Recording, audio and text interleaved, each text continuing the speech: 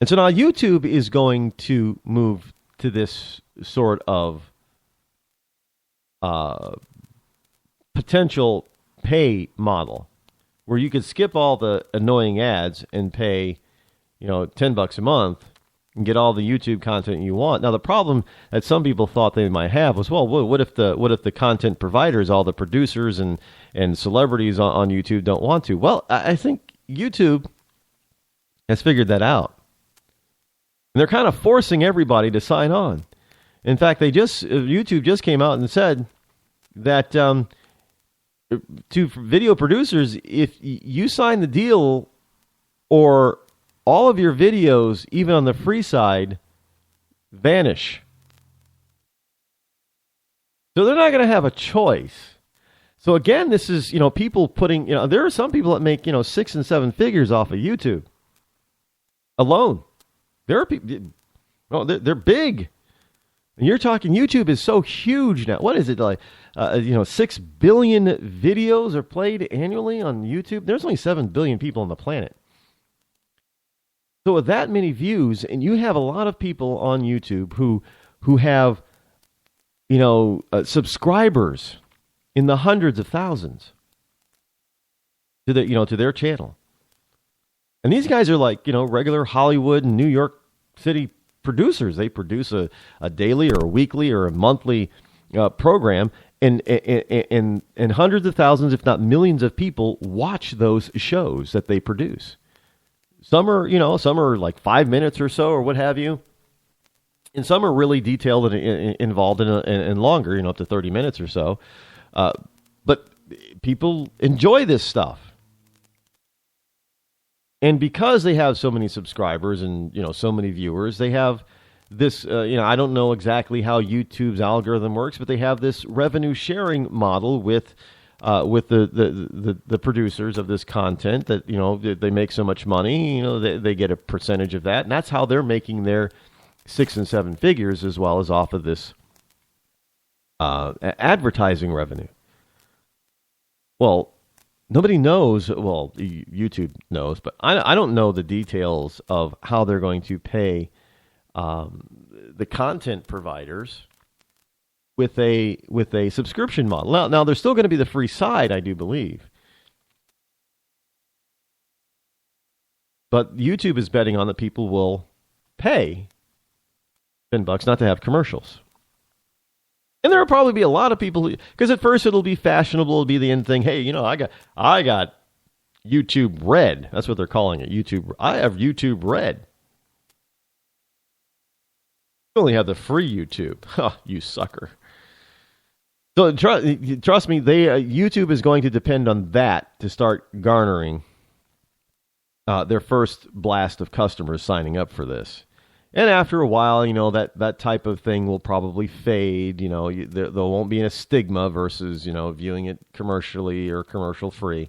But by then, people who have signed up, most of them will figure, yeah, I kind of like not having all the commercials thrown at me, so I'm going to keep paying the $10 a month. And look, that's how Netflix got people.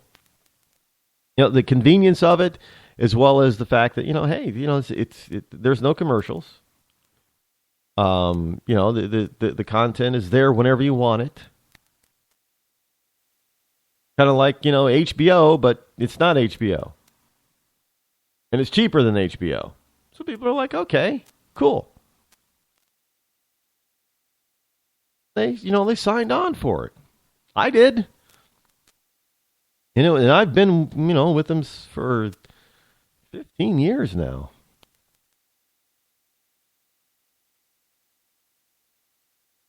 2001, 2002, I think is when I first signed up.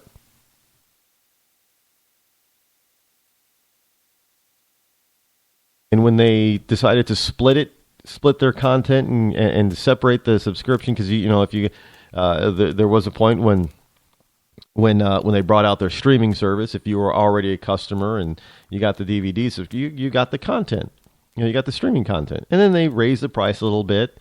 And I guess enough people grumbled about it, and then Netflix said, "Hey, you know what we'll do? We'll split." It was a brilliant move. We'll split the services. Now, here's the thing. I think I was paying 15 or 16 bucks a month. 15 bucks a month to get 3 DVDs at a time and the streaming side.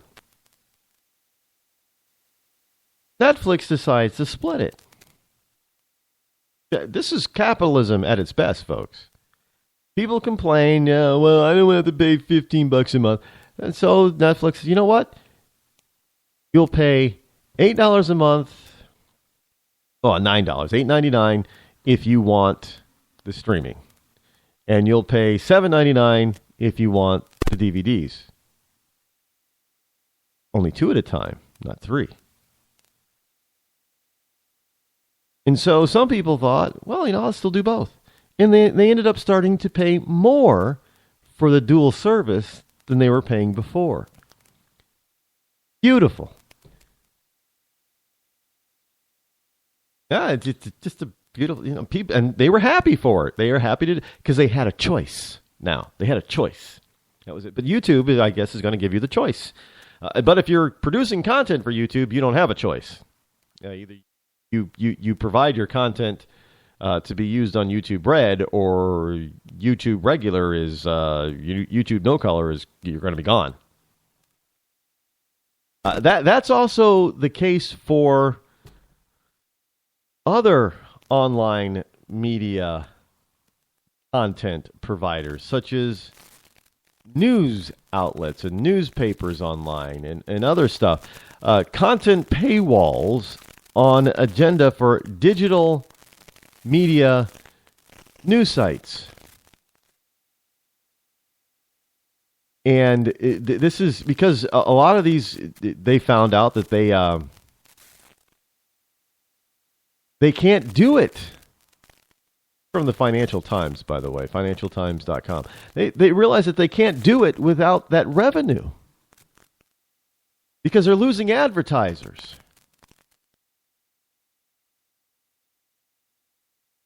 And they're going to charge based on per week or per month, depending on what site you go to. You already have the New York Times only allows you to read like 5 or 6 articles in full per month without paying, and then you got to pay their subscription fee. Wall Street Journal is in order to read all their full content is by subscription only. There's a bunch of other ones, but more and more are looking at that model because they're not generating the cash from ads. Because let's face it. When it comes to ads online, people oftentimes don't even really see them. Which is why there's a certain type of content, which you don't see on my site. There's this type of content ad, that there's an ad within the content that you're reading. And it's not a visual pictorial ad. It's a word ad. And a lot of times you look over to the side and you'll see, it'll give you list of stories that you can click on, but within those stories, those headlines are also headlines for ads. And the headlines are very clever for the ads because it looks like a news story, and you go over and, whoa, what's that about? And you click on it, and next thing you know, it's an ad. You see an ad for something. Now, that stuff works, but people are also getting a little sophisticated for that. I don't fall for that. I used to fall for it all the time. I rarely fall for that trick now. I can weed out on those types of ads. What's an ad and what's not. I'm not going to mention any names, but there's a specific site that is very big on the conservative side from a very big radio talk show host. He has those things on his site. I don't have them on mine. When you see an ad on my site, it's a little square box. It's a picture. You know it's an ad. And I don't put any ads within in the content. I know some people do, and some people do the reason why your picture, your words are different color, and you click on. Well, you scroll over it, or you click on it by accident. It's an ad. I don't have those. I don't. I'm not trying to trick people into, viewing something that they really weren't intending to view. I don't know. Maybe someday, as the program gets bigger and bigger and bigger, and it costs more and more and more to keep all that stuff up and running, maybe I'll have to switch to something like that. But at this juncture, I don't see myself going to a subscription site at all. And some of the these people have they have the free side and subscription side, and that subscription side for those guys generates them a lot of money. I don't see myself doing that anytime soon. Because look, I'm here to give you information, and the information is important to help our country. Why would I want to charge you for that? I'm just saying. RodEccles.net is completely free, all of it. There's no subscription side. You got to. I don't have a video side anyway, but there's no video side that you got to pay for. There's no 24/7 side you got to pay for. There's no you can get my programs 24/7, 365 for free. And if somebody's charging you for my content, you let me know, because my content is absolutely totally free. Plain and simple. Now, if I give you a link to somewhere and it ends up being paid content, well, I don't have any control over that. But I don't pay for any news sites. I don't pay for anything. But if you click on a link and you've used up all your free stuff, like say on the New York Times, I can't help you because I haven't. Which is why you see the link. Yeah, everybody's going to this paid content stuff, at least a side of it. And there are economic reasons behind it, and I fully understand it. I don't have a problem with it. And evidently, because people pay the fees, the American public doesn't have a problem with it either.